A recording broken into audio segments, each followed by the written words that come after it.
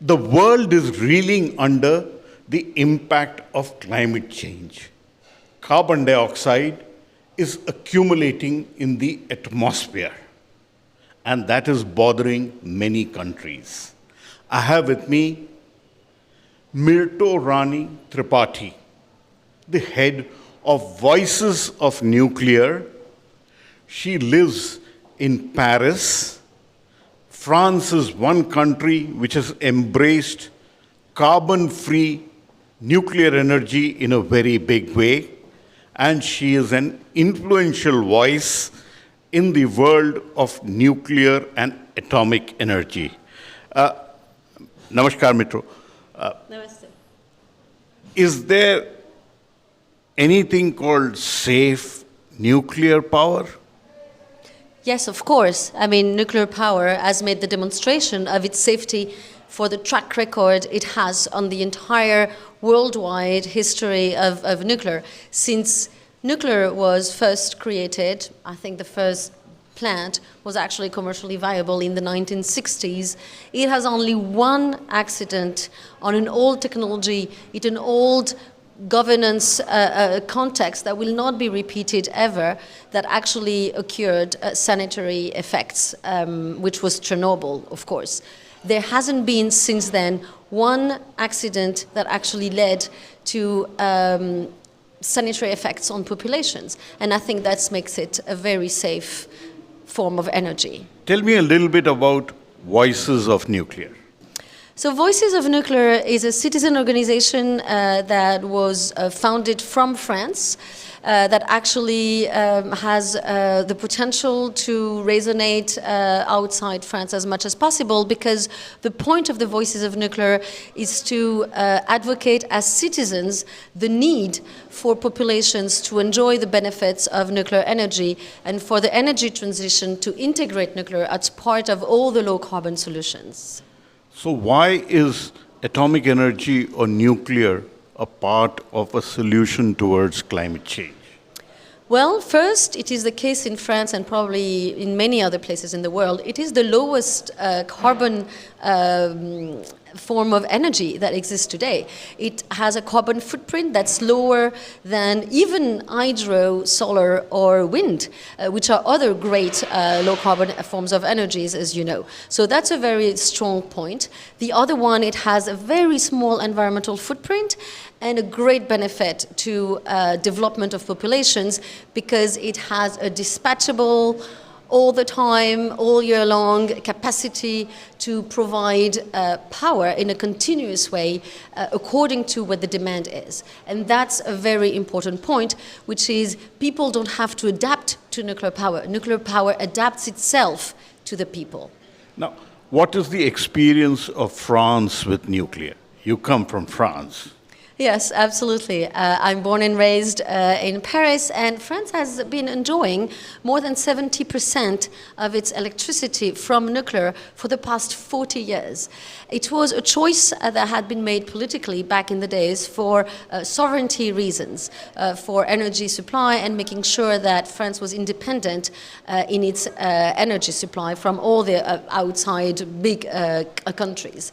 Now we leave the what used to be the side benefits that are becoming very important main benefits of nuclear power, which is its environmental and climate benefits as well.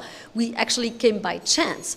But the reason and the impact nuclear power had on France initially were really on the economic development and the social benefits that it allowed to be provided to its population. Nuclear in France is the cornerstone of the social benefit, social model of France. Now, India also has some nuclear plants. Is there some message you have for India? And I'll come to your name and your India connection a little later. But let's first talk, is there any message for India on nuclear? Yes, thank you for that question, Paula, because you know I have a very strong message myself for India, which I do consider as my second home, which is that nuclear energy is a is a science and knowledge intensive energy, much more than any other forms of energy which are resources intensive.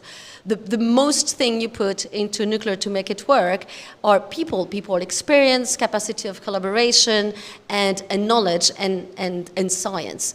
And India has tons of that. It has everything it needs to be a great nuclear power and to be able to develop that low carbon form of energy and to free other low carbon forms of energy to other countries that will not be able to go nuclear as fast as India could.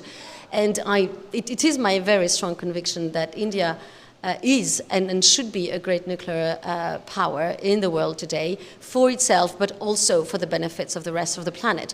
So my message is indeed to urge India to embrace its great capacity, which is quite unique, to be honest, with all that science history it has, to become a true nuclear power. Now, tell me about your India connection. Your name is Mirto Rani Tripathi, and Rani and Tripathi are both very Indian names. And how did you get the first name? Tell me all about the India connection, and you're visiting where? Well, thank you also for that great question. So yes, indeed, I am raised by an Indian father that spends still quite a lot of his time here in India.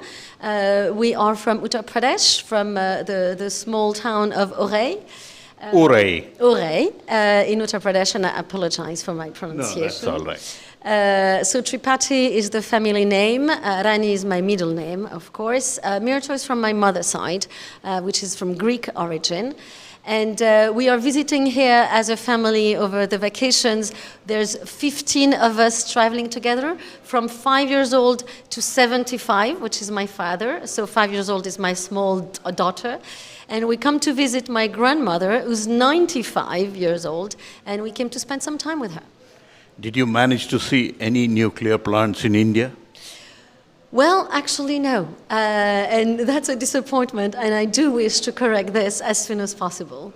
So what do you have to say to the world? Because the world itself is very energy hungry. Is nuclear an important part of the energy security and global mitigation strategy for climate change? It is not only an important part, it's an essential part. I mean, all low-carbon forms of energies will be strikingly needed in any case. And I think the point is to remember that not only do we have very strong climate and environmental stakes to address, but also human stakes to address. And we need as much low-carbon energy as we can. We need that collaboration within countries to operate as well as possible. We need to base our appreciation of the solutions that are going to take us out of the difficulties we meet today to be based on science. We need to trust facts. We need to trust what has happened in the past and the results it has provided. We need to count on the current effective successful technologies to go low carbon that exist today, and trust the innovative future ones for beyond 2050. But let's use all of those technologies. Nuclear is not only one technology, it's many of them. It's an array of technologies that are going to derive from what is really a physics concept more than a technology in itself. And let's use what we have today. Let's put our trust into technologies that have provided results today, and let's keep on developing and investing in the R&D of the future technologies that are going to take us well beyond 2050, 2100, 3000, who knows. You come from France. India and France are great friends in technology, and India also has an understanding with what used to be Areva and now EDF for the import of EPR reactors, which are one of the largest in the world. Do you think India should be getting the EPR soon, and are EPRs safe? So yes, indeed, the relationship between France and India on science and technology is well grounded for a very long time. I think that relationship has provided very good results and strong friendship ties over the years. Now, of course, those business endeavors are ongoing. I am not, as an NGO, part of them, and so I will be cautious about that. But yes, I do think that India needs, for itself again, and for its future needs, invest in as much massive power production, low carbon that it can. Air pollution is obviously an issue as well, and you were talking about safety earlier. I think there's not only the accidental aspect of things, there's also the sanitary aspect of things, of running plants that has to be considered. EPR is a safe plant that has been running safely already. It's an evolution of current plants that run perfectly well and have been stabilizing and feeding the European grid with low carbon power for decades now. So it's not a revolutionary plant, it's an amelioration, an improvement of things that were. And yeah, it takes a little time because everyone, the whole world really, the Americans, the other Europeans, everyone is relearning to build those nuclear power plants. So it's going to take a little time, but it's mostly reviving existing capacity and competencies. It's nothing new. It's just let's do what we know how to do, and let's provide it to the people that need it. So in the low carbon economy of the world, you think nuclear has an important place, and does nuclear energy have a bright future? I'll tell you what I feel from the bottom of my heart, is that if you look at the physics of it, of energy functioning, at what a grid, an electrical grid needs, hydropower and nuclear power are the two real competitors of fossil fuels. So if we aim in the long run to get rid of all the fossil fuels forms of production that we will not be able to capture the carbon from, then yes, we need nuclear and hydro as much as possible. They will be the foundations of any low-carbon electrical grid everywhere in the world.